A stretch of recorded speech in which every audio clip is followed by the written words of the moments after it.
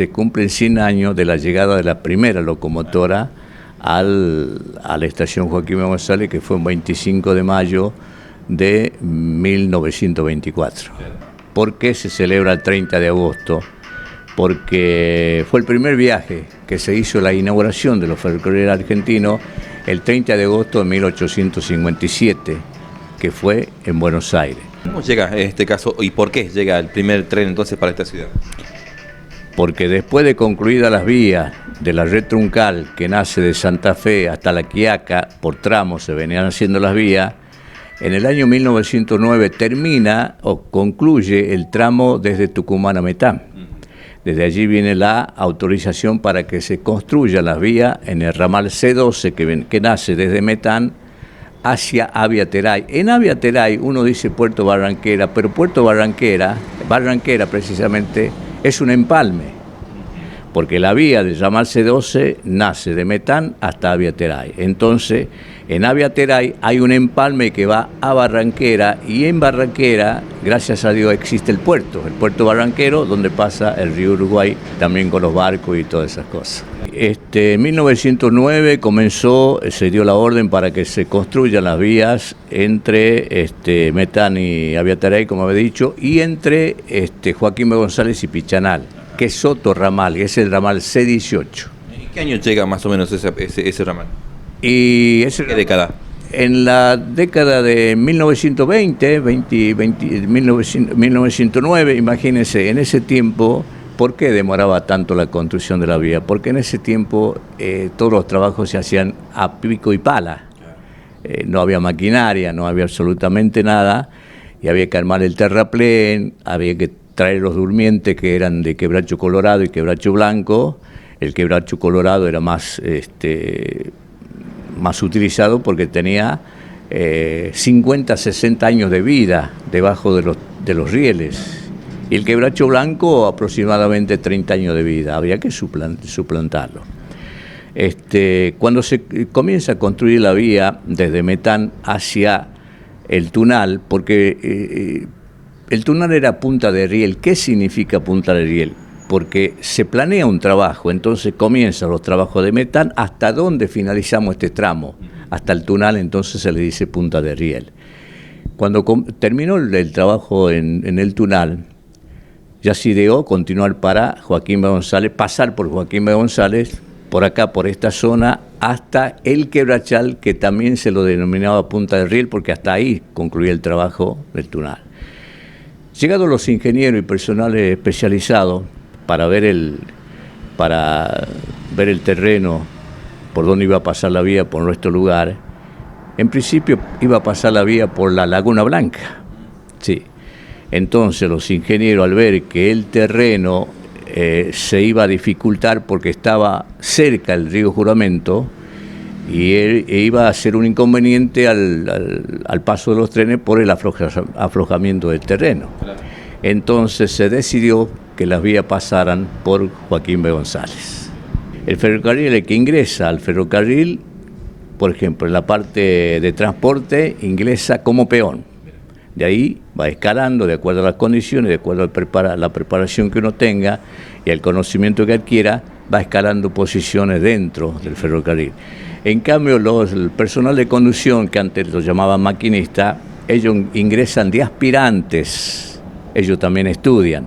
Para llegar a ser conductores y maquinistas estudian, creo que son 2 años de estudio, hasta que consiguen el certificado o culminan su base hasta llegar a ser conductor. Y después, si el que quiere seguir estudiando, se capacita para instructor, para inspector e instructor de locomotoras. Entonces, en el caso nuestro, bueno, uno escala, va aprendiendo. De peón surge a cambista, a dependiente, a controlador, auxiliar, hasta llegar a jefe de estación. Y bueno, después, si uno se capacita más y de acuerdo a la trayectoria de uno, va a llegar a ser inspector de la zona o coordinador de la zona, Y bueno, más allá de esto ya viene la jerarquía.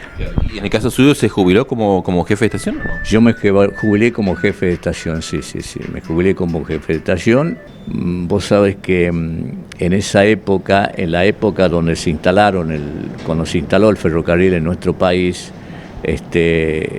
no había casi medio de comunicación, al igual que en todo el país.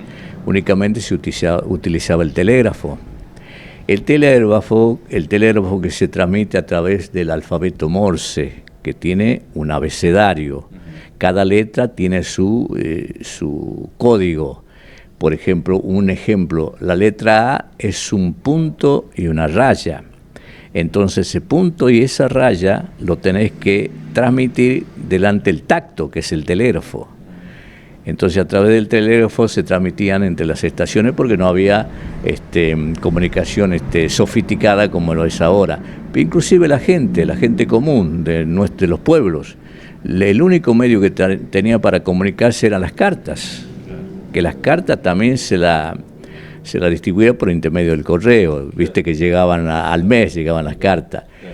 Con la instalación de los telégrafos o del telégrafo en cada una de las estaciones ya se le fue haciendo más fácil la cosa, porque la gente acudía a ese lugar para enviar los telegramas de aviso familiar y de otras cosas. La gente de Inglaterra ha mandado 160 obreros, ha mandado ingenieros para que construyan la vía, la primera vía, por eso el 30 de agosto que se inaugura, por eso el 30 de agosto de 1857, es la inauguración del primer tramo del ferrocarril que nace desde Estación La Floresta hasta Estación 11, con dos coches de aquellos, esos viejísimos, que ahora no existen, ya estarán. Bueno. ¿De ahí nace la famosa y conocida La Porteñita o no? De ahí nace, porque la porteña, vos sabés que la máquina porteña tiene una larga historia, no tan solo en el ámbito del ferrocarril, sino la porteña trabajó en la India, en el ferrocarril de la India, y también trabajó en la guerra de Crimea.